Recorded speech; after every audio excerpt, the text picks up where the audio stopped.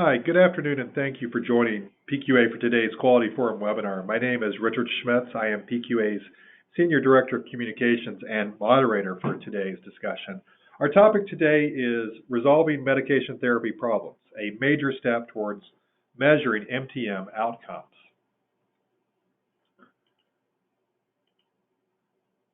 Before we begin today's presentation, a few quick webinar logistics.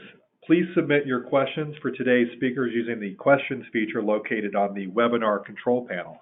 At the end of today's presentation, we'll cover as many questions as time permits. This forum is being recorded. A copy of the presentation, slides, and recording will be available through the member portal on PQA's website within the next week. Also, finally, we have a brief survey for you at the end of the webinar. We're particularly interested in your ideas for future webinars, so please share your feedback with us. Two quick upcoming reminders on dates. The next Quality Forum webinar is on Thursday, July 11th. That event will explore Pharmacists expanding scope of practice. Are we ready? Details and a registration link for that webinar will be distributed this week. And looking ahead, please mark your calendars for November 20th to the 21st and the 2019 PQA Leadership Summit. So let's jump into today's webinar. Our moderator and lead presenter is Lisa Hines, PQA's Vice President for Performance Measurement and Operations. She is responsible for measure testing and maintenance of the PQA measure technical specifications and contributing to the development and endorsement of new measures. Lisa is supported today by a panel of experts who will provide commentary and answer questions. They are Samm Anderegg, Chief Executive Officer of DocStation, Amanda Brummel, Director of Clinical Ambulatory Pharmacy Services at Fairview Pharmacy Services, Jessica Frank, Vice President of Business Development at OutcomesMTM, and Ann Wild, Chief Clinical Officer at SinfoníaRx. So with that, Lisa, I will hand things over to you to share today's objectives and get things started. Thank you, Richard. I'm thrilled to be participating in this presentation today, especially with these esteemed panelists, and we'll allow plenty of time for questions and answers from the audience.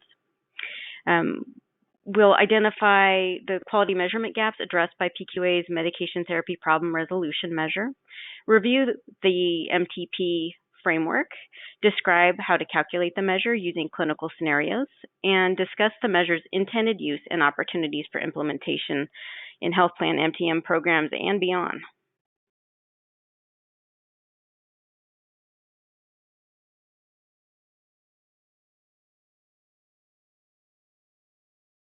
And Richard, I'm having trouble advancing the slide.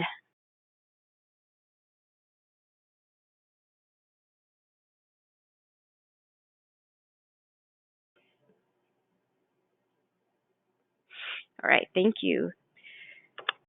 So MTM services are intended to optimize medication use, ultimately to improve therapeutic outcomes and reduce adverse drug events. But how do we know we're achieving the desired results of MTM? And how can we measure these results? To understand the importance of the new MTP resolution measure, we need to first talk about the MTM Measurement Landscape. It started with PQA's Comprehensive Medication Review Completion Rate Measure, endorsed by PQA membership in 2011. The measure evaluates the percentage of beneficiaries meeting MTM eligibility criteria who received a CMR. And this CMR completion rate measure, it does have merit. It shows that MTM services are valued, and it's intended to promote the much-needed person-to-person interaction with beneficiaries. Performing CMRs also provides the opportunity to improve on other measures and quality improvement initiatives. However, we do know that the measure is far from perfect. Patients can opt out, plans have resource constraints, and MTM services are costly. And as a pure process measure, the CMR measure is more of a check-the-box situation.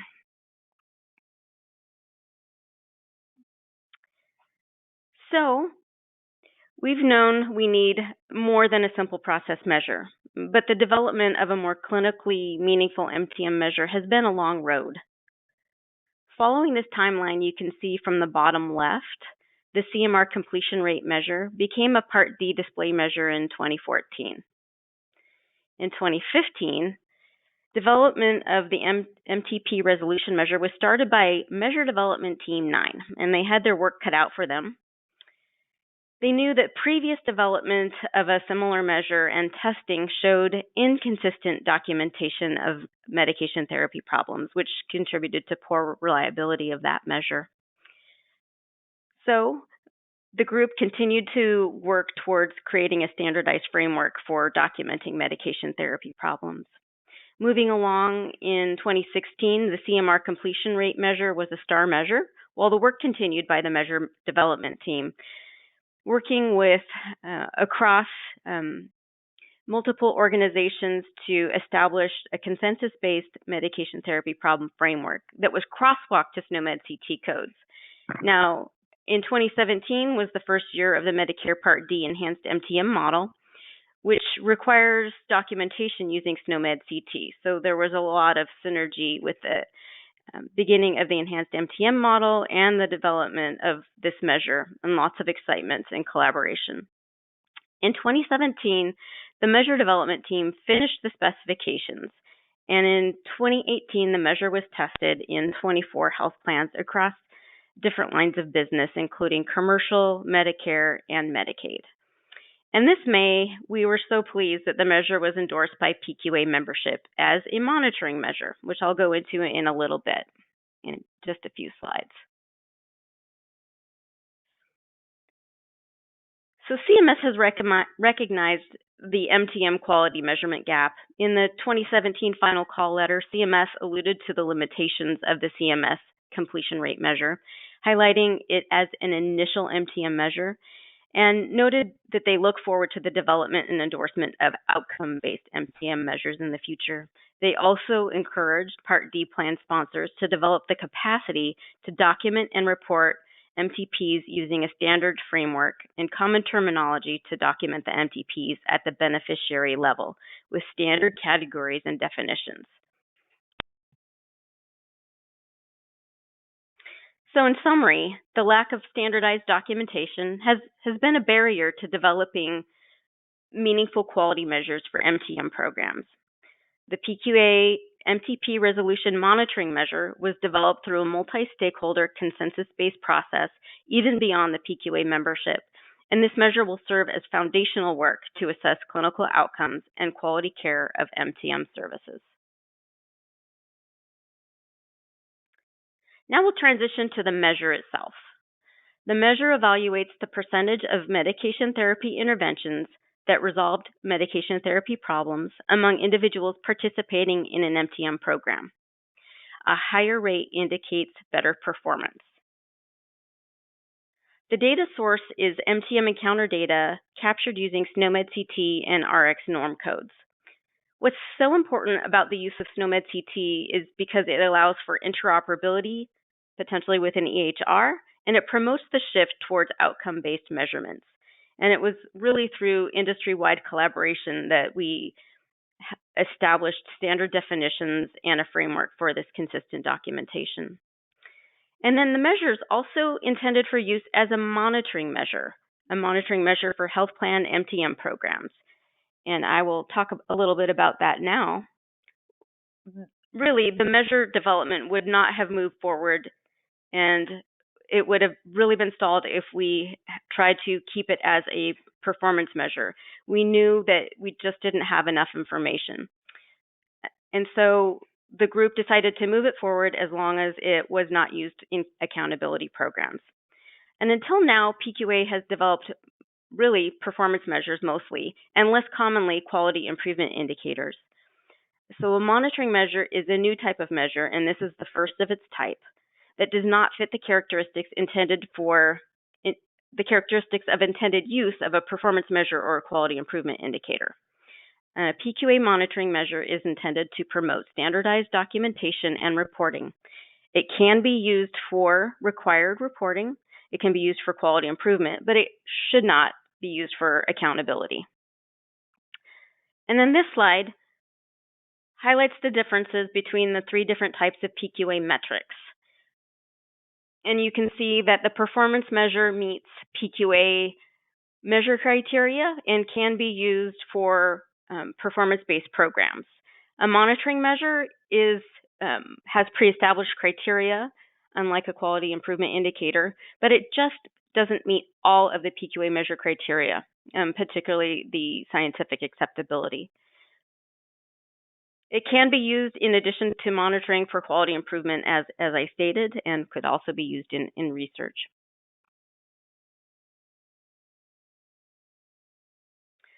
So now we'll walk through the measure logic. The denominator, now this is important, the denominator is based on interventions and not people, not the beneficiaries. So an individual could have multiple interventions that occur that are in the denominator. The denominator consists of medication therapy interventions documented during the measurement year for individuals participating in the MTM program. And an intervention, I will define the interventions in a future slide. The intervention needs to be documented with the medication therapy problem it's intended to resolve, as well as the associated medications. The numerator includes interventions from the denominator that were documented as performed within 60 days. There is a denominator exception, and that's for medication therapy interventions that occur less than 60 days from the end of the measurement period. The interventions are only included in the denominator if the intervention was documented as performed. So in other words, if it's numerator compliant or numerator eligible, it's then included in the denominator. And this is to promote continued striving towards resolving medication therapy problems, even if there's less than that 60-day window. And then to calculate the measure, you divide the numerator by the denominator and multiply by 100 to get the rate as a percentage. The measure is reported as two rates, and this is with all medication therapy interventions and then medication therapy interventions excluding medication intervention.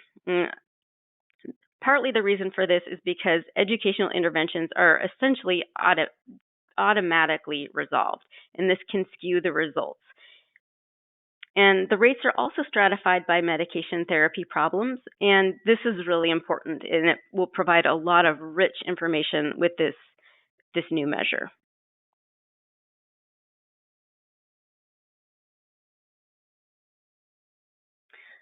So that was an overview of the measure, and now we'll dive a little bit deeper into some of the specifics. The medication therapy problem framework was developed. This was an initial step. It was developed by consensus and serves as a basis for this measure and other measures to ensure a consistent approach to documentation. The framework's based in the pharmacy literature and will likely evolve over time based on user feedback. And this was chosen because in the pharmacist patient care process, providers assess each medication in a systematic way for appropriateness, effectiveness, safety, and patient adherence. And so these four areas are the cornerstone for identifying and resolving medication therapy problems. Amanda Brummel will walk us through 4 clinical scenarios with the measure. Although the measure development team crosswalks SNOMED CT codes to the entire framework, for the measure, they chose to focus at the category level, and that's indicated by the red outline or the red box on this slide. And this means that providers may document in a more granular fashion, and this could be mapped to the higher level categories. So we want to encourage as rich documentation as possible, and then just noting where they map at the category level. So this next slide shows the elements of the denominator. And we have the medication therapy problem categories you saw on the last slide.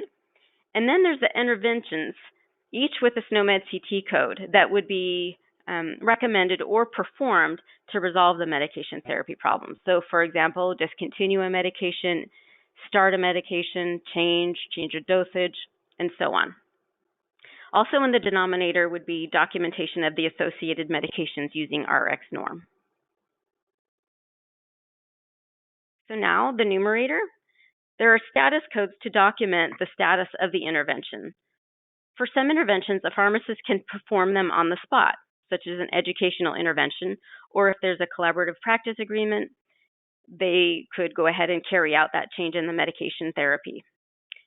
For other interventions, the patient or the prescriber may refuse the recommendation or intervention, and this would then be an unresolved medication therapy problem. Also, if there was no documentation of the status, that would be considered unresolved. And you can see here that we included codes that include immunization interventions as well.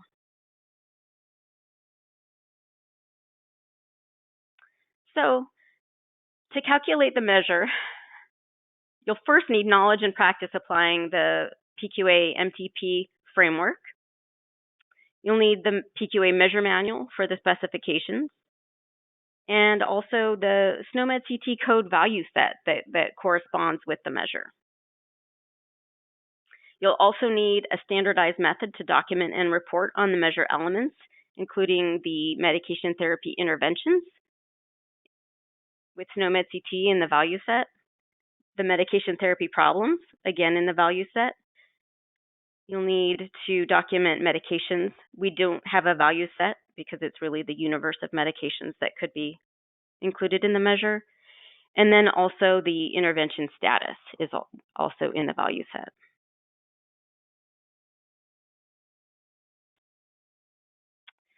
So this slide shows you the structure of the measure, again with the three elements included in the denominator: the intervention, the problem the intervention is intending to resolve, the associated medications, so those are in the denominator, and then the status code needs to be performed within that 60-day time frame to be numerator compliant. So this is the general structure of the measure, and to really drive this home, I'm going to hand it over to Amanda Brummel, who was instrumental in the development of this measure, as well as all the other panelists. So Amanda, are you on? I am. All right. Good afternoon. So let's dive in. We're going to look at scenario one, and we're going to start these out from that methodology that Lisa talked about earlier, starting with indication. Then we'll look at one that has an effectiveness, a safety area, and then an adherence area. So if you look at the right-hand side of your screen, this is really our patient scenario.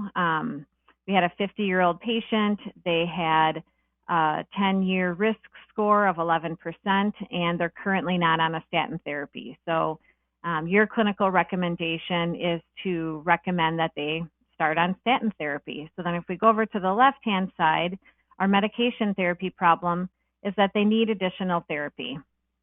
Right? You want to start them on that statin. Our intervention is that we're going to recommend that they initiate a medication, and then that third column you can see what statin that we picked, the rosuvastatin. So we have the problem, what we want to do about it in our intervention, the action we want to take, and then the medication that's correlated with that. So that's our denominator, all three of those components. When we look up to the numerator, within that 60-day time frame, I sent a note out to the provider, and they came back and refused my intervention. Or it could be even that the patient refused the intervention, but nonetheless, the intervention was refused. So my numerator is 0, so that it's a 0 over 1 in this situation. We want to go to the next scenario. We're looking at effectiveness there. So in this clinical situation, we have a patient who has H. pylori, and they were prescribed therapy for 5 days. And what we have noticed is that the dose was too low, so it's not going to be effective to treat them. So our medication therapy problem is dose too low.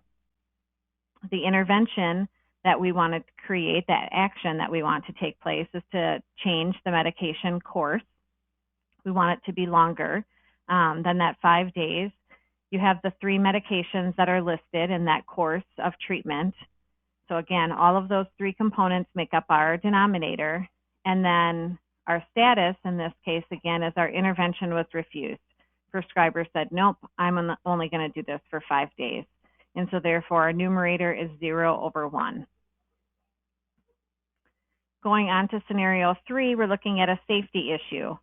So here we have a patient who's taking ondansetron. They're taking that to help with their nausea, and that nausea is controlled, but now they're having these repeated debilitating headaches. So we're having an adverse event here happening related to safety. So our medication therapy problem, again, is that medication adverse event.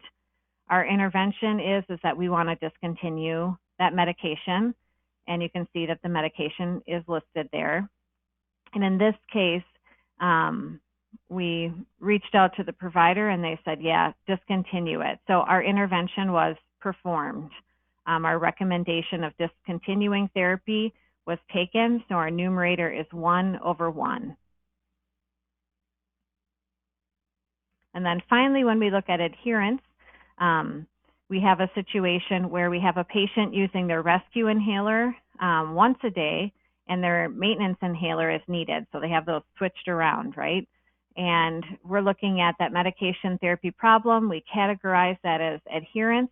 They're not compliant with that medication regimen. Our intervention is we want to educate them so that they understand that they should actually be switching that around.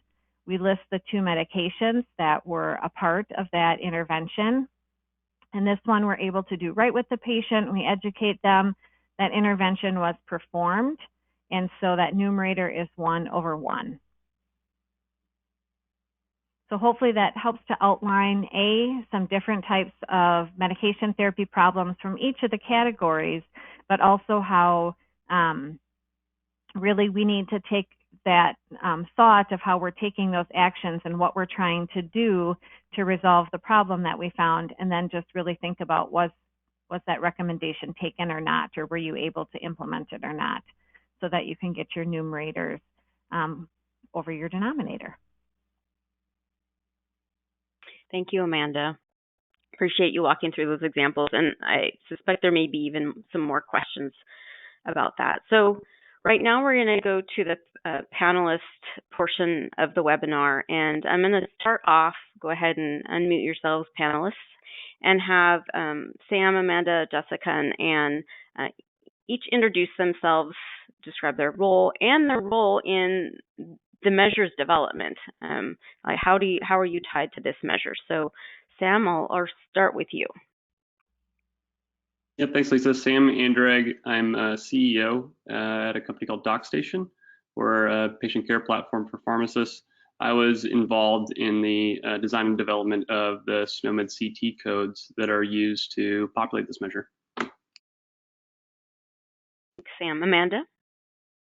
Hello, Amanda Brummel again. I'm the VP of our clinical services here at Fairview Pharmacy Services for integrated delivery network in the Minneapolis area. And I was the co-chair for the measurement development team that developed this measure. Thanks, Amanda. Jessica? Hi, everybody. I'm Jessica Frank. I am Vice President of Business Development with OutcomesMTM, and I've been involved with PQA in trying to develop a medication therapy problem measure since 2012. I think I was a co-chair of the original work group that started to develop a measure that Lisa alluded to earlier, and then was a participant on the MDT9 that Amanda co-chaired. And then OutcomesMTM was one of the testing partners for this measure for PQA. Thanks, Jessica. Ann?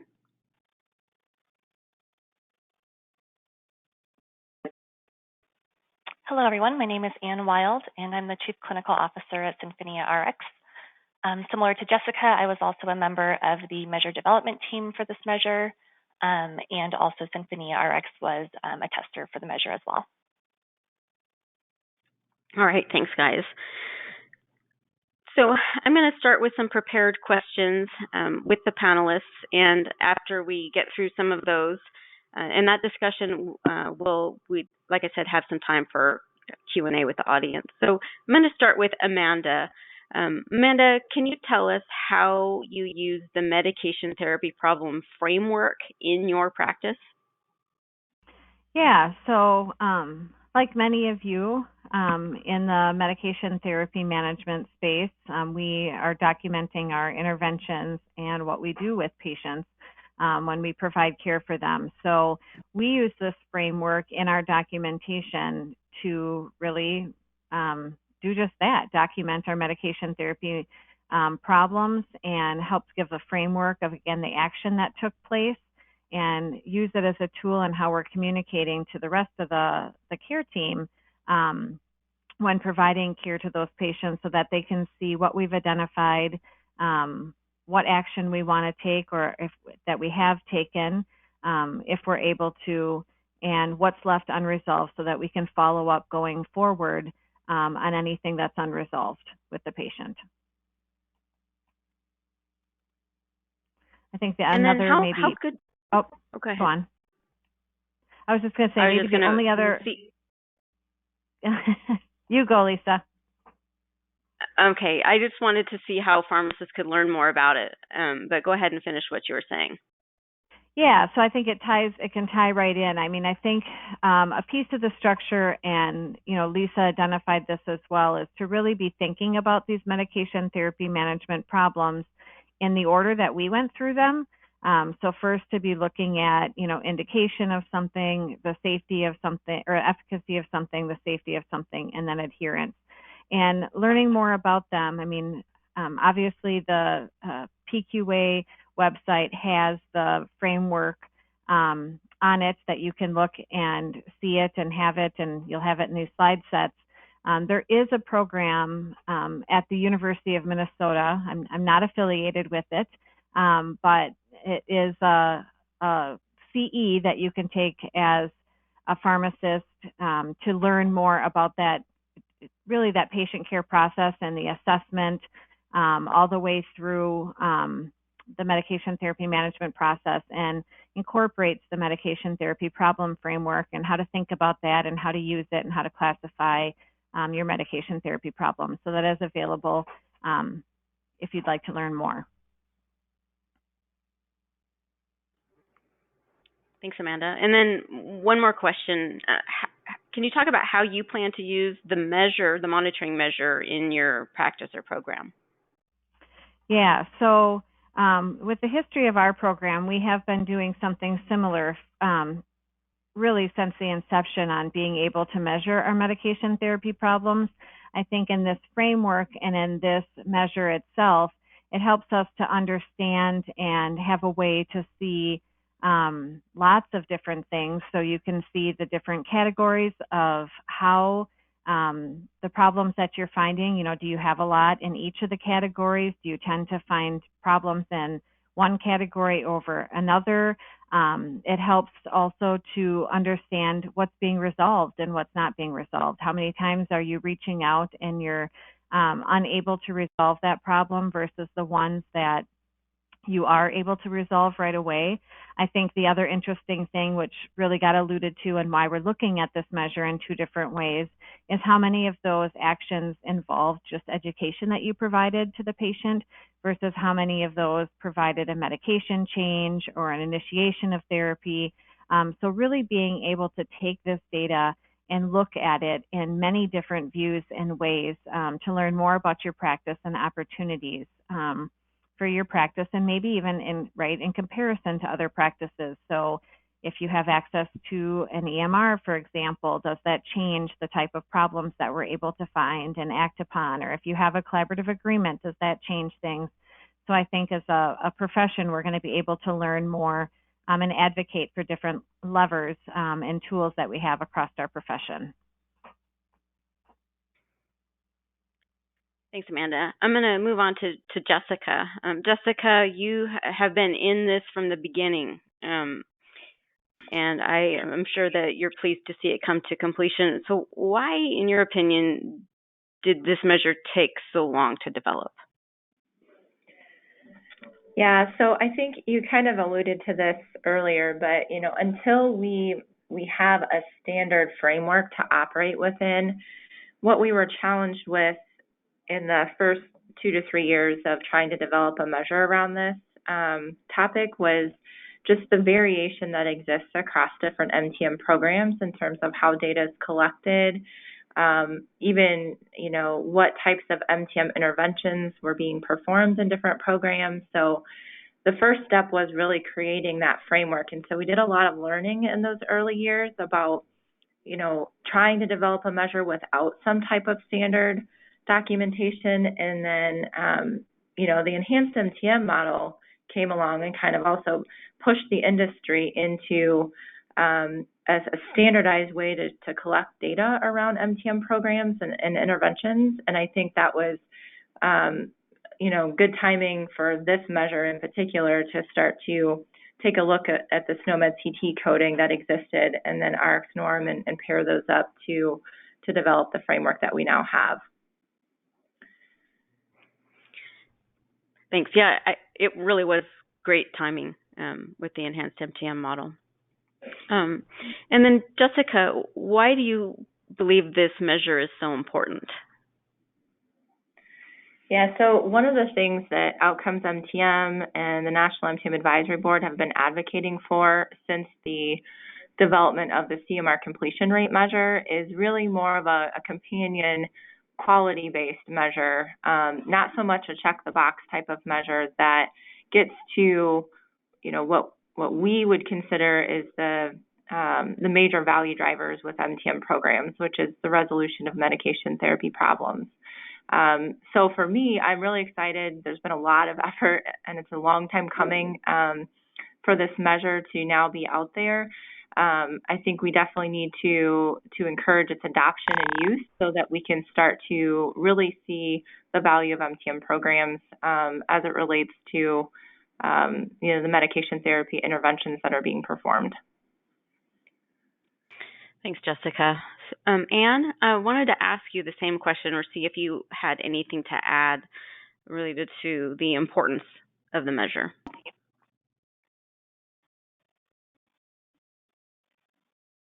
Sure, thanks. Yeah, I definitely agree with what Jessica has said. Really, it's important because it's the first time that we're looking at the quality of MTM programs. SinfoníaRx has historically had a large focus on the TMR process, so identifying and resolving drug therapy problems. But with the CMR rate process measure, a lot of the plan's focus with the MTM programs has turned to that check-the-box completion of CMRs. So this will really allow us to, refocus back on, are we having quality MTM programs with our CMRs? Are we identifying and resolving drug therapy problems? I think it will really push pharmacists to identify those and come up with creative ways to resolve them. Thank you. And then at the PQA all-member webinar, I pointed to this measure being a process measure, and I've had several emails and discussions subsequently, and even some discussions with you, Ann, about this. So, it's sometimes a gray area if something's a process measure or an outcome measure. But in your opinion, do you consider this measure a process or outcome measure, and why?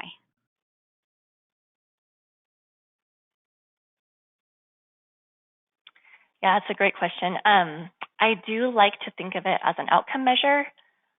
So again, we're looking at resolution of drug therapy problems. So it's providing more meaningful data than a process measure. However, even with the framework in place, I think there's still too much variability and inconsistency in how plans are measuring interventions and outcomes and what is really considered a successful resolution.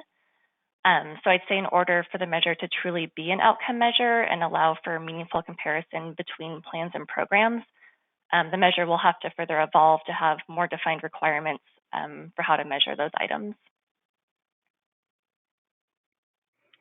Well, thanks, Ann. So maybe someday. Amanda, how about your perspective on if you consider this a process or an outcome measure, and why? Yeah, I would definitely, it's hard, and it really, I can see the argument and see why people want to bucket it in either or, and it's probably, it's right a little bit in between. If I were going to have to lean one way, I would go more to the outcome measure side, for the fact that I think it's just more than a process measure. It's more than, did you do this? We're able to see the types of problems that are identified. We're able to learn those differences between programs if we want to be able to look at that and learn that. We also get to see the different types of interventions and if they were actually resolved or not. And so I think it is a data-rich measure. And depending on what we do with the information that we received, I think it definitely gets closer into that outcomes measure realm of being able to see, what pharmacists are actually resolving and, what that looks like. And of course, I would love to continue to pair this with other, measures as well so that we can start to see, when we do X, do we improve the clinical outcome of Y? And so there's a lot of the future state in that as well, but that's kind of where I stand. Thanks, Amanda. Sam, I don't know if you have anything to add to that. What are your thoughts on process versus outcome and why? Yeah, I think it's a great question. I agree with what the other panelists said that, this is more of an advanced measure.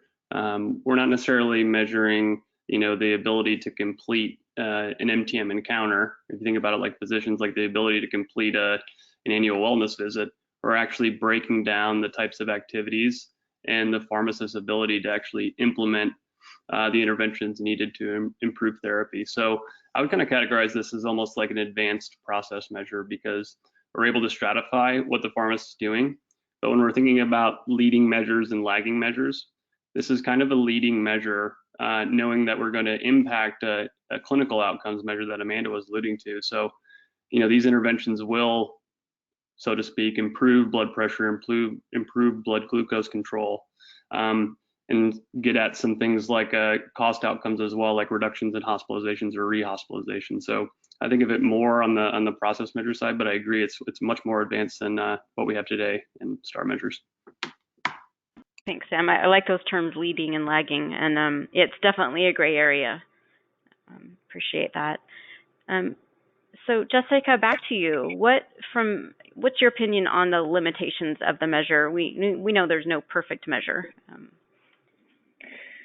So I think there are probably a couple of limitations to point out. The first one is around the RX norm data set. So just so far, at least with our experience in implementing the RX norm data set, there are some limitations as it pertains to non-prescription products. So that's just something to be cognizant of. There are ways to work around that, but there are some limitations as it relates to like over-the-counter agents that a pharmacist may be making recommendations around.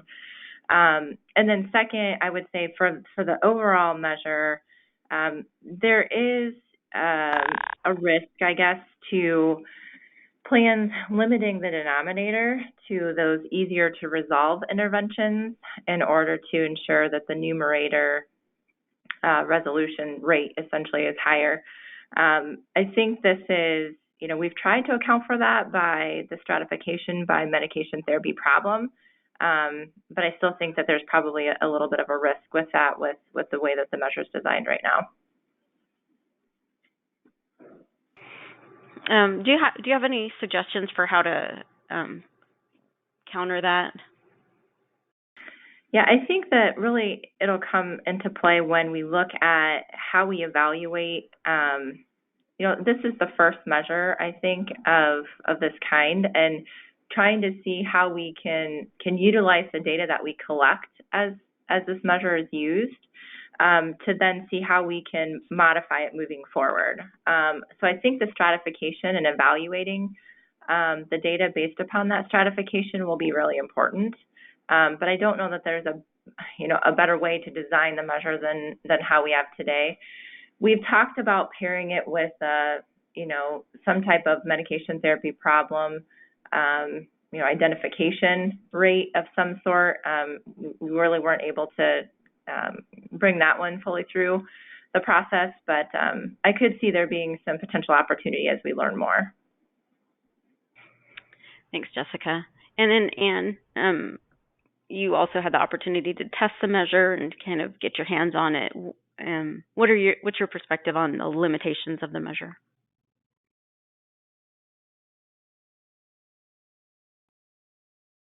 Yeah, I definitely agree with what Jessica pointed out. In addition to that, one thing that we kind of came across was the 60-day time frame that is used from the intervention to the measurement of resolution.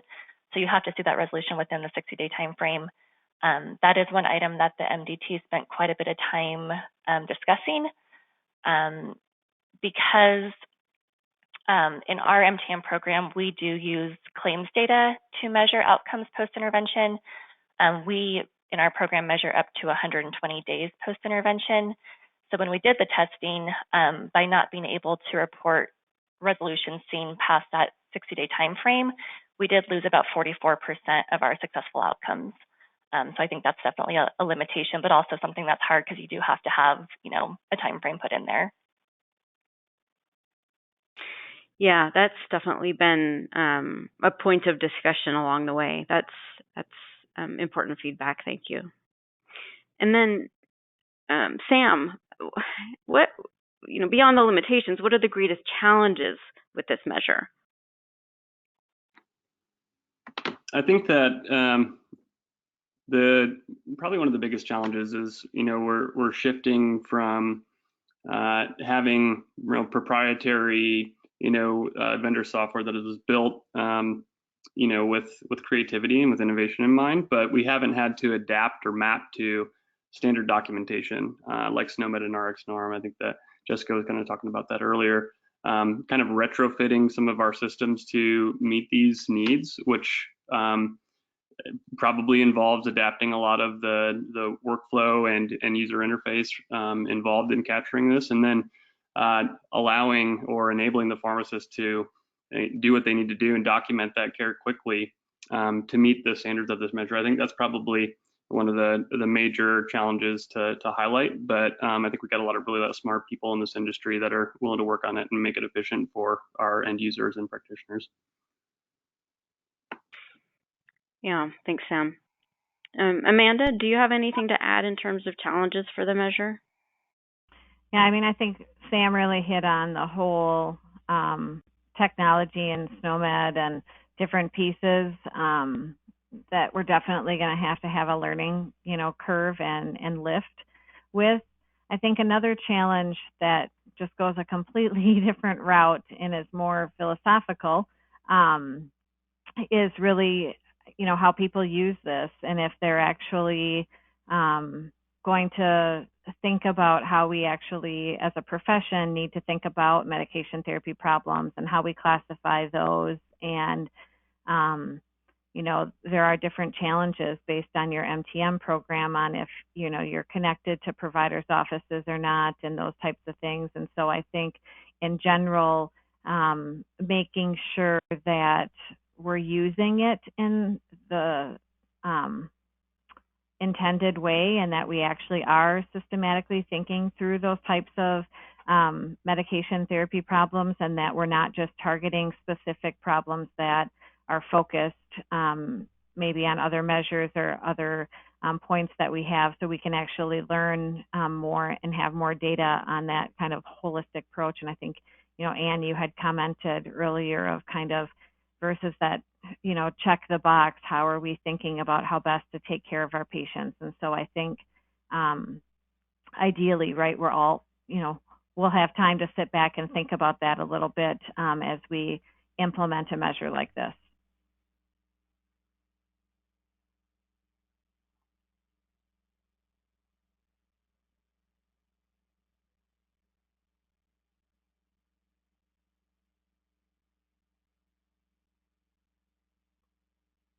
Did we lose you, Lisa?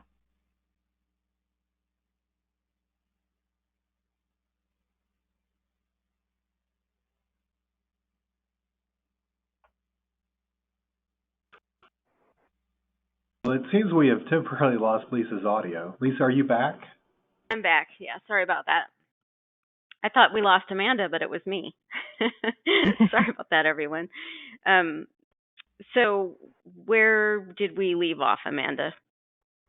The challenges. With the next, so the next question, okay. moving into opportunities. Oh, sure, yeah. So I'm going to hand it back over to Jessica. Jessica, I've talked with you a little bit about this at the PQA annual meeting and want to hear what you believe the opportunities for implementation are for this monitoring measure. Yeah, so I think the biggest opportunity for implementation, because it is designed as a monitoring measure and not for accountability programs, is really around standardizing the documentation and the reporting for MTM programs.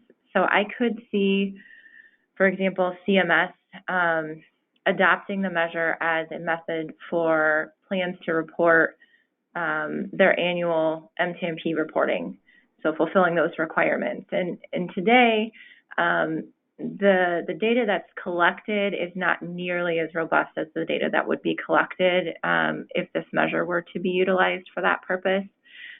There's a good segment of beneficiary interventions around education provided, adherence-related interventions that are not even captured in that data set today. So that's one area I could see that this measure could be implemented in, is more from an MTMP reporting on an annual basis for Part D MTM programs.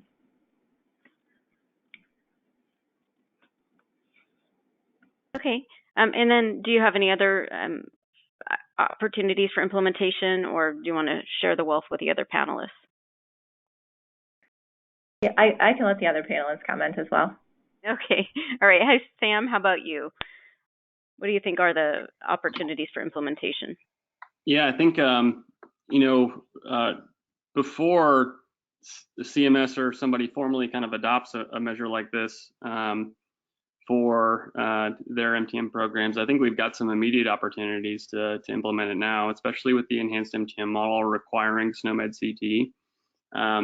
There's a good environments with that and other demonstration projects to really test this measure out in practice and work with multiple stakeholders who could carry this forward. So having a vendor, providers, and being pharmacists, and then health plans who are all involved in this. I think another opportunity here is, again, because we're using standardized documentation, and regardless of the vendor, it allows us to aggregate this data across multiple care settings. So, if you've got someone like Amanda who's in a health system, pharmacists in clinics, and even on the inpatient side, you could aggregate that data with pharmacists working in the outpatient setting and start taking a look at this as more of a comprehensive ACO model with pharmacists embedded in that. So I think that's really exciting. It also gives us the opportunity to explore new ways to document and capture. So a little bit of innovation built in there too. Thanks, Sam. And Amanda, do you have thoughts on the implementation opportunity? Yeah, I think Sam and Jessica covered it quite well, but I mean, really anywhere that you have a program and anywhere you want to be able to report out on that program, in theory, this can be used. So it can be used for, internally from an ACO perspective with a commercial payer. I think we're all waiting to see, what happens with the Medicare Part D space and how this could be used in either the enhanced model or in the MTM program. But really, in my mind, the sky's the limit of, as long as we're identifying those medication therapy problems, it really doesn't matter where this measure is used. It only matters if you're documenting it. So yeah, anywhere. Right. Thank you.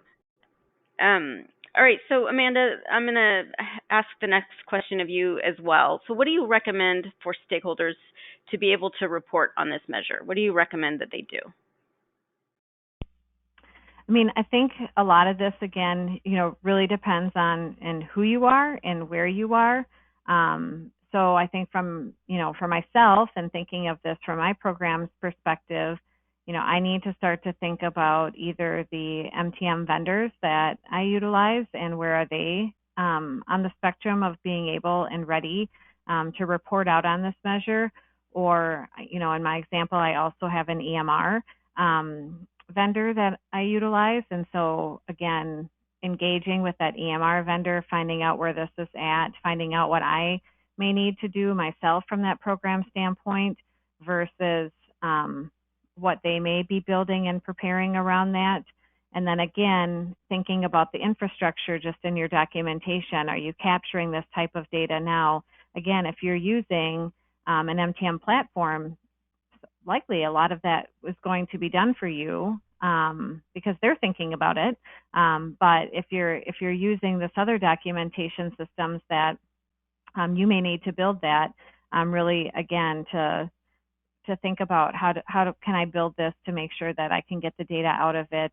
And then again, if you're not familiar kind of with walking through or classifying drug therapy problems or medication therapy problems, learning more about that framework and what to do and how to tackle those.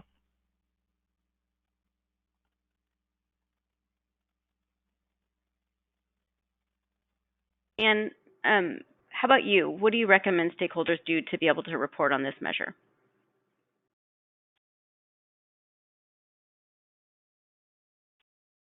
Yeah, so I agree. I think first just kind of assessing where they're at. So the first step would be to make sure that there is a system in place to track interventions and outcomes for those interventions.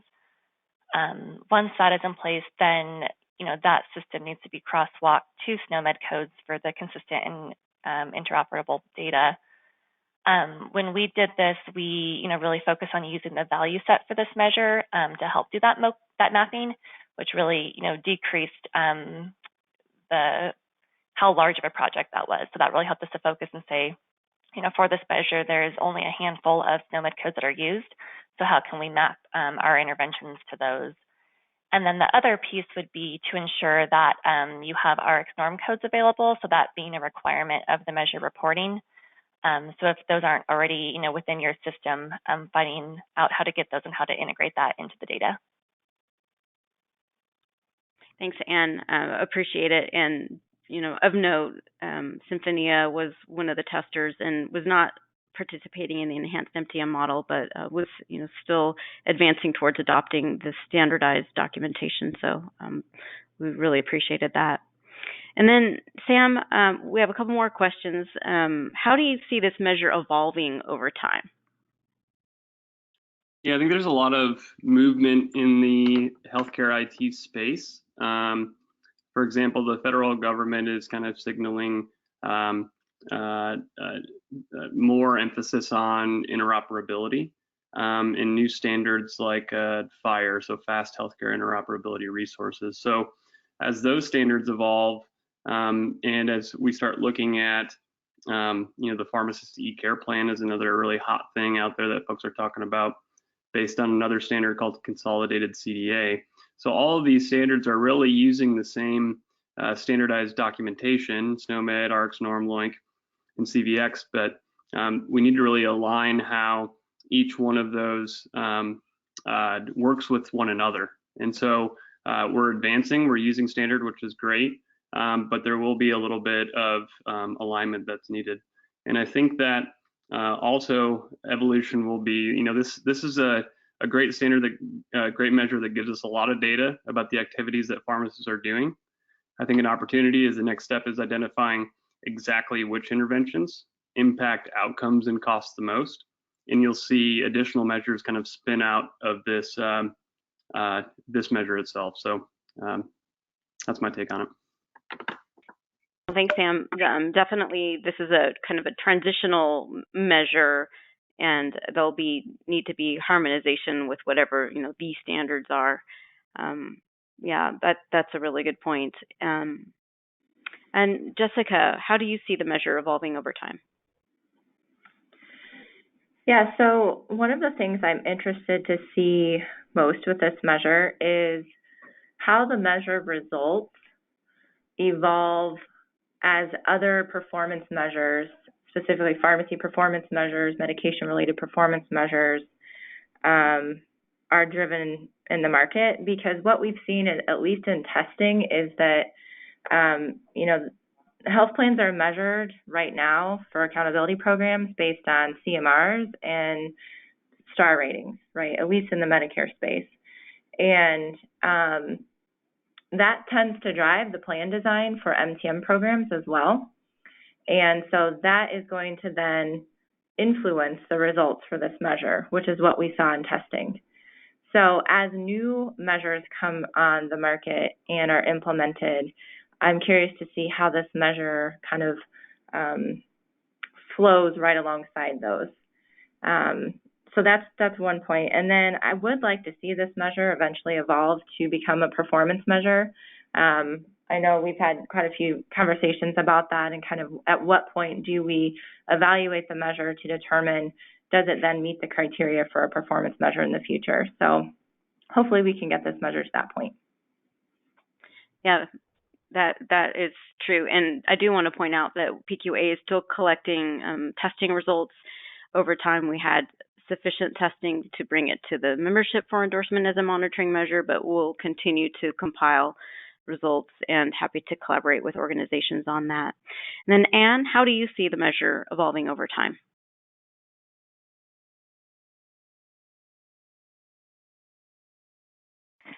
Yeah, I definitely, again, agree with the other panelists on what they've said. I do think that in general, the measure will help drive plans to be more creative in how they are addressing drug therapy problems. Really using the data to see what works well, what doesn't work well. We know that no solution for MTM programs is perfect, but where do we see the best results? So is it a combination method of using both face-to-face interactions for certain intervention types, and then using maybe call center pharmacists for other intervention types, and where do we see the best results? Really using both that, as we like to call it, air support and ground support to meet the patients where they are. Thanks, Ann. So last question to the panelists before we talk about some of the questions posed to us from the audience. How could this be a game changer? When we presented this to the board, the measure was referred to as a stem cell measure, and even referred to as a game changer. So Amanda, how do you see this being a potential game changer? So I think, again, for me, when I think about this, there's lots of great things that we talked about today and lots of opportunity with this measure. But I think the one piece, and Jessica alluded to this with her comment on how we went through this journey the first time and the issues that we saw, is that this can give us language. This measure gives us language that we can use no matter where we are in the country as our pharmacy profession. And it's not that we maybe didn't have that language before, but we weren't all on the same page of categorizing things and having that standard framework. So I think in general, from a professional standpoint, this gives us some teeth to have that, again, standard framework. So now when we start to talk to other professionals, when we're communicating what we do and our results that we do, that we have that consistent language that we get when we're talking to each other and communicating on patient cases, that, again, there's that standardized framework that we can use to communicate, to send information back and forth to each other, if we start to utilize things that way, and, to talk to others about the work that we're doing.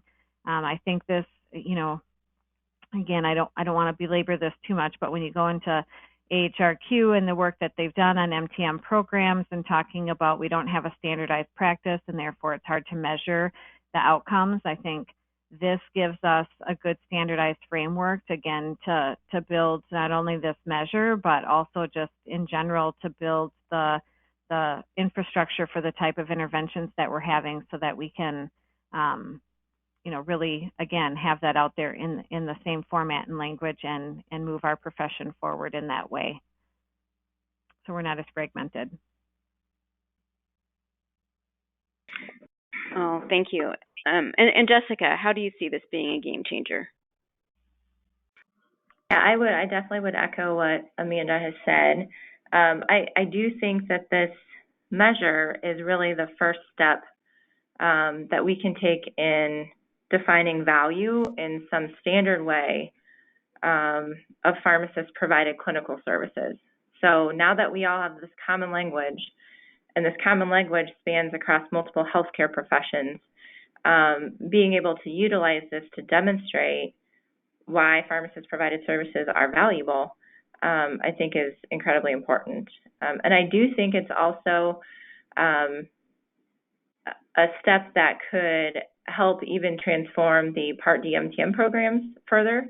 If it's adopted within the EMTM program by some of the plans that are participating there, that could be implemented fairly quickly, and we could start to get some data about how this measure actually plays out, and then start using it to look at how we might want to redesign MTM programs moving forward as well. So I think there are a couple of good opportunities for this to be a game changer. Thanks, Jessica. And then Sam, last word on the game changer status of the measure. How do you see it being a game changer? Yeah, I think this measure in particular, because it relies on clinical data documented by pharmacists in practice, opens up the door to a whole other slew of measures that could be developed following this. So with this measure, we're documenting exactly like physicians are documenting, right? Just like you'd document a smoking status or any other kind of process measure. So because we're dipping our toes into this and setting up the infrastructure to do it, I think it allows us to look and feel and act more like providers as recognized in the healthcare system. I think the second part is the whole analytics piece as well. So we're going to have a whole bunch of more data coming in on what pharmacists are doing, and with plans we'll be able to compare that to claims and analyze outcomes and cost. And so I think we get a whole lot better at measuring the success of our MTM programs and figuring out how to expand them moving forward. Thanks, Sam. I do have some questions in the question function of the webinar, and we'll field some of these questions for you. And the first is, it seems that in this framework, the what happened is not reported. For example, you don't know if the pharmacist recommended a missing medication to the prescriber or just to the patient. And so, since the patient refused and the prescriber refused are both simply 0 over 1 for the success of the intervention to add a new therapy. Can you expand on the thought of why or how to document that outside of the framework?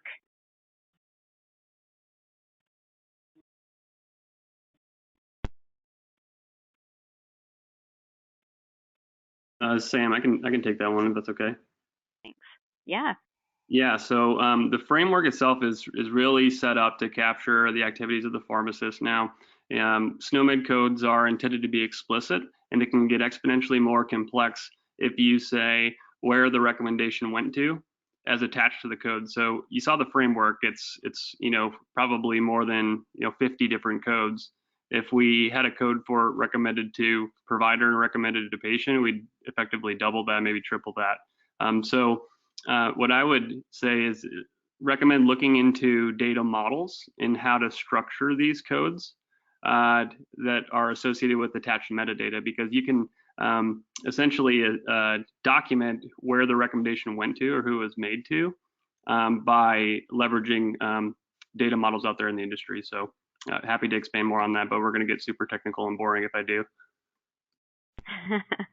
Thanks, Sam. And then go ahead, Amanda. I was just going to say, and this is Amanda, and I can just say, too, I think that part of this comes in, right, when we're creating the measure, we tried to not get too granular within that. And so as Sam was commenting on, there's actually lots of levels. So patient education is a great one where we state patient education, but there are like 50 things that can roll up into that patient education code. So you technically could get more granular within that. I can tell you from within our practice, we actually do get granular on if the physician, accepted that, or if the patient. And in our case, that sometimes we have a collaborative agreement, so we don't need the physician to be involved, but we do need the patient. I mean, right, we always, no matter what, need the patient to take our recommendation within that. They're the end-all, be-all on if they're going to take something or not. But depending on who you needed to reach out to or who you were having that conversation to about the therapy, you can get more granular. It's just in this measure and in the scenarios, we did try to bring it up a little bit higher for simplicity's sake. Yeah, that's helpful. And I do appreciate Sam, you and Amanda pointing out that we do encourage, as granular as needed, and that we didn't want to drive that documentation necessarily and wanted to keep it more general. So a practical question, I'm not sure who this will go to, maybe Amanda, but the others as well. If somebody needed to order a lab to assess safety or efficacy, how would that be entered as an intervention?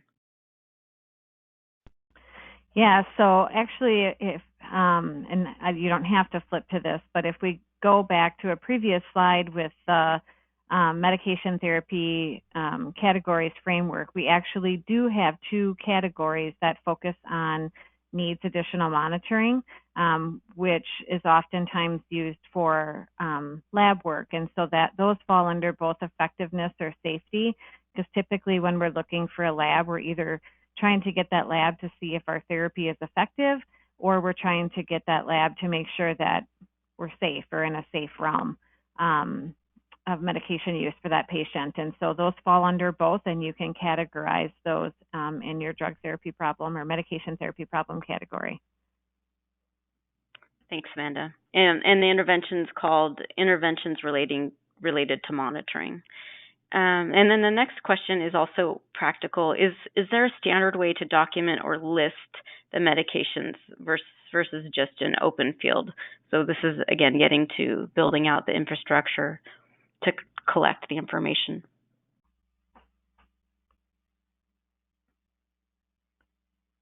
Jessica and Ann, you can comment too on your systems. I would say for us, it really depends, or my advice would be it depends on where you're documenting today and,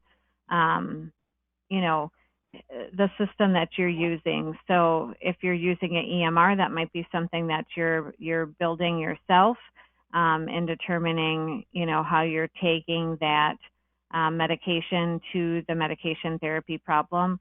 I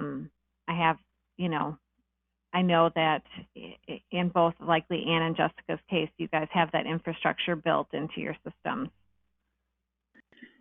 Yeah, Amanda, so this is Jessica. So I think it will depend on the drug database that you're using as far as how you might capture that information. You could input an NDC, you could input a medication name, and depending on how the system is designed, there may be an option, like a drop-down menu with choices for you. RX norm can be crosswalked, so from NDC, so it's just kind of dependent on how the system that you're using is structured. Thank you. And then another practical question is, what happens to interventions that require... Oh, thanks. Go ahead, Ann.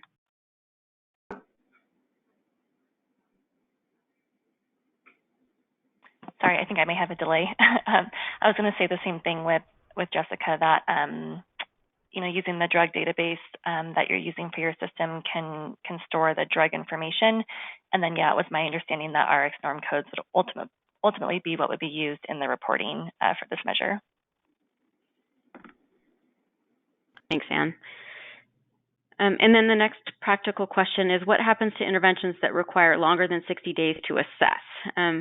But more on in the question gets to assess effectiveness, like a change in the diabetes drug could take longer than 60 days to get a repeat A1C done by patients. So sounds like the question is relating to more about the change in the drug versus the clinical outcome. So I'll repeat that. What happens to interventions that require longer than 60 days to assess the effectiveness? Yeah, so this is Amanda, and I can give you... This is Ann. I can comment on that. Oh, go for it, Ann.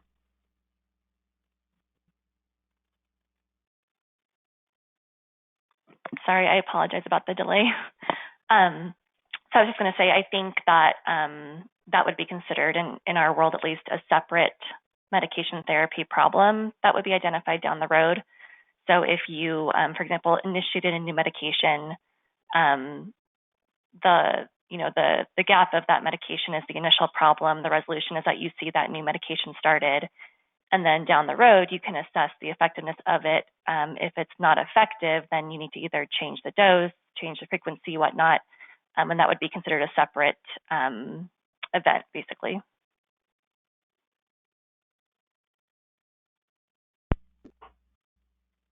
Amanda? It's well said. I agree. Yeah, very good. I think you're looking at two different things. Yeah, that's really helpful, practical advice. And then let's see. This is a good question. It's assumed that each problem identified has only one intervention, or would the problem potentially correlate to more than one intervention? I won't read the example. Just throw it out there.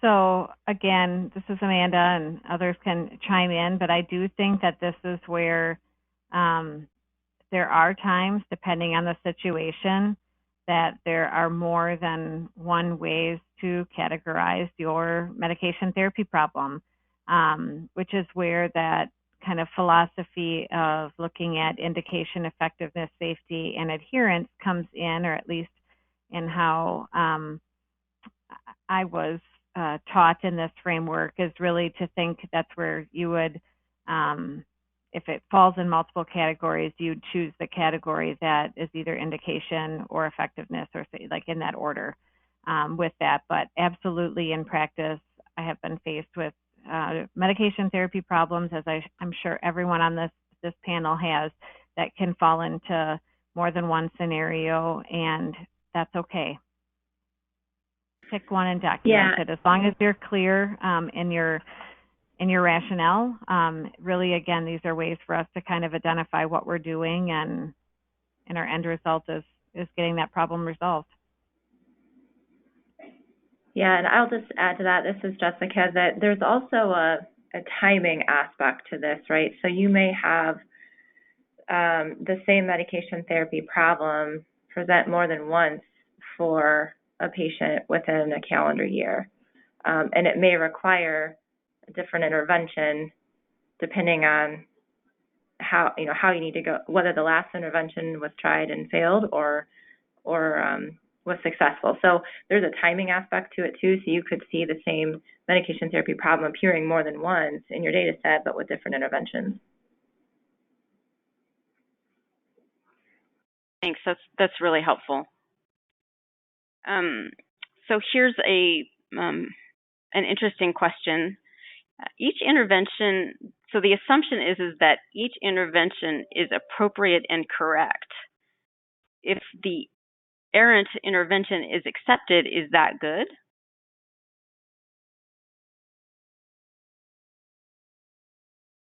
Can you say that again, Lisa? So the question is, what if the intervention is not appropriate? Is that a good thing? So we're making an assumption that the interventions that are occurring are correct and appropriate.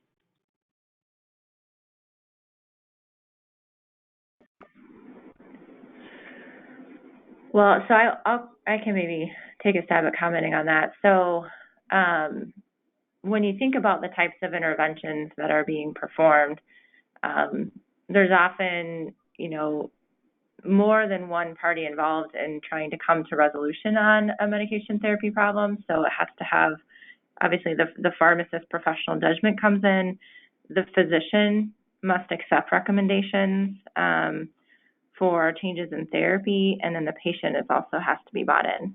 So if you think about it from that perspective, I mean, ultimately the rate of resolution, assuming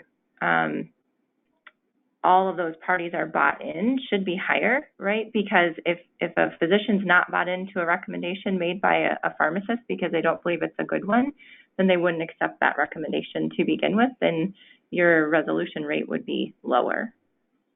So I kind of think about it as, you know, from that team collaborative aspect, it's not just one person making a decision. In many of these interventions, it takes all three in order to result in resolution. Yeah, that's a thoughtful answer. Thank you, Jessica. Here's another practical question on how to approach the measure and maybe even what the measure development team was thinking. If the prescriber accepts the recommendation but never initiates the new prescription, is it still successful or resolved? How do you capture that? How do you capture resolution? Yeah, so we had quite a bit of discussion about this during the measure development process. The way the measure is designed right now, it does not utilize prescription data to validate if there has been an actual change in therapy that has occurred within a certain period of time. Different plans may implement resolution in different ways, but there would not be a requirement for the prescription data to ultimately reflect the actual initiation of a new med or a change of a drug. And this is Amanda. I don't want to be too, practical in the way of this either. But the reality is that this happens all of the time. We can prescribe a medication and we don't know that the patient is going to go home and take that. So we're all doing this with our best judgment, right, in every intervention that we make, no matter if you're a pharmacist making these interventions or a physician making these interventions, that you hope that your patient is going to go back and do that. And that's why it's so important for us to follow up to actually see that those things have happened. So I think, again, this is categorizing the interventions that we took. We did all of that with our best effort and intention of categorizing what took place during the encounter and what we did. And to truly find out if that happened after and everybody followed through with our plan, we need to follow up with the patient to actually see that that's what happened. But we can't get too caught up, I think, in this, because this happens, everybody has choice every day of what they're doing, and we're all trying to work together to create this plan for someone to go out and implement, and our best intentions are put forth, I think, in doing that. Thank you. So another practical question, are the medication therapy problems identified by the pharmacist, the plan/MTM program, or both?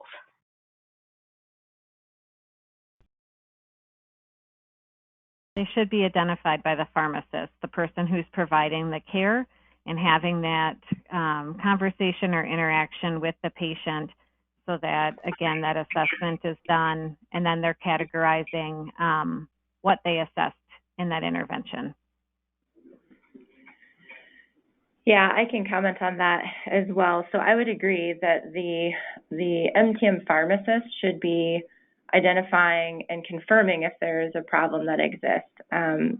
There can be an opportunity for plans to utilize their data that they have available to identify possible medication therapy problems, such as gaps in care or adherence-related problems, to present to the pharmacist to then have the conversation with the member or the prescriber about whether that's an actually confirmed problem or not. So I think there are ways you can use technology and algorithms to identify potential medication therapy problems, but they wouldn't actually show up in the measure unless it was a confirmed problem where there was an intervention performed.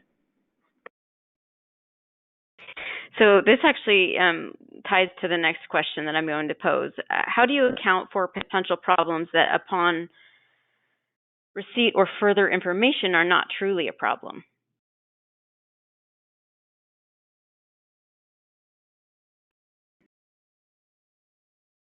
So I would, in thinking about this, if there's a problem that was presented and it's not truly a problem, an MTM pharmacist would not perform an intervention, right? So it wouldn't come into play with the measure. So there could be, we talked about, you know, some other measures that we might be able to develop, and that was kind of in that other measure category where we could be looking at medication therapy problems that were identified, so to speak. But if it's not a confirmed problem, then it wouldn't fall into this measure. Yeah, I can add to that. In theory, you're not taking an intervention. Sorry, Sam, go on.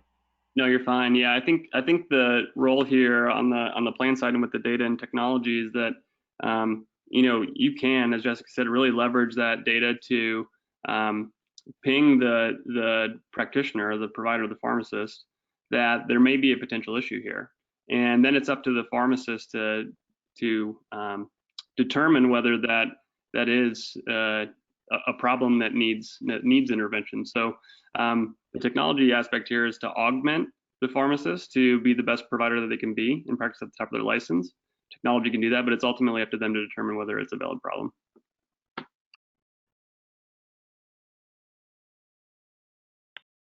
Oh wow, we've got a lot of questions here.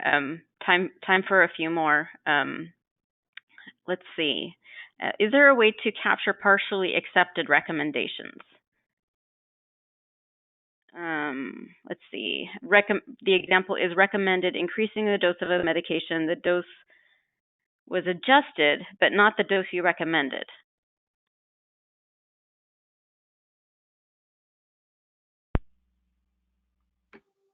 Yeah, I think we're getting into like edge cases here, right? Like 80-20 rule. I think what we have captures a majority of cases, but there are going to be cases when you recommend something and maybe there's a compromise made, or maybe the prescriber has more information than what the pharmacist may have on the patient, and another intervention occurs. So in that case, I think as a provider, I would probably just update, the recommendation on to what actually happened as a result of me reaching out as a care provider. And I think from a point of this measure, I mean, again, so let's just say you're seeing a patient, you've recommended an increase of 20 milligrams.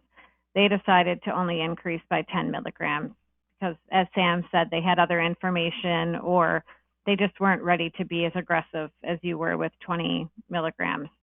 But your drug therapy problem was dosed too low and that they needed a higher dose of medication. That still happened. That was still performed.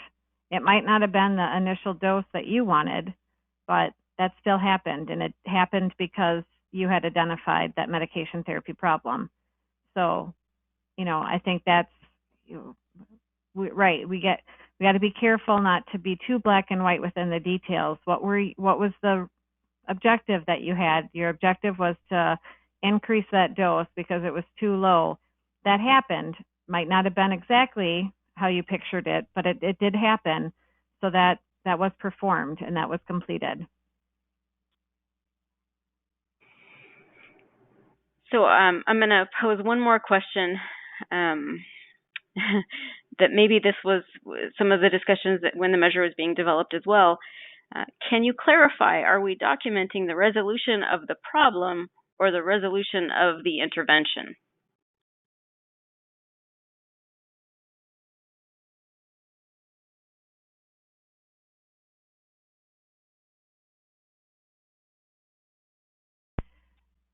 I mean, really you're documenting, in theory, the intervention or the intervention, the resolution of the intervention, because you've identified the problem that they need additional therapy. For example, in our first scenario, you wanted them to initiate a medication.